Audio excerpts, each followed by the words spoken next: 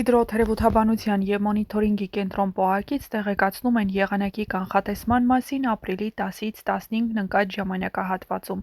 Երևանում ապրիլի 10-ից 3-ը 11-ից 15-ին սպասվում է կարճատև անձրև, հնարավոր է նաև ամպրոպ։ Ապրիլի 10-ին սպասվում է քամու ուժ գնացում 17-ից 20 մետր/վայրկյան արագությամբ։ Մարզերում ապրիլի 10-ից 3-ը շրջանների զգալի մասում 11-ից 15-ին, առանձին շրջաներում օրվա ընթացքում սպասվում է անձրև և ամպրոպ։ Ապրիլի 10-ին առանձին հատվածներում հնարավոր է նաև կարկուտ։ Ապրիլի 11-ից 14-ին գիշերը լեռնային շրջաներում տեղումները կդիտվեն ձյան տեսքով քամին հարավ-արևմտյան 5-ից 8 մետր/վայրկյան արագությամբ։ Առանձին շրջաներում սպասվում է քամու ուժ գնացում ապրիլի 10-ից 11-ին 18-ից 23 մետր/վայրկյան արագությամբ, իսկ 12-ին 15-ին 15-ից 18 մետր/վայրկյան արագությամբ։ Օդի ջերմաստիճանն ապրիլի 11-ին կնվազի 5-ից 7 աստիճանով։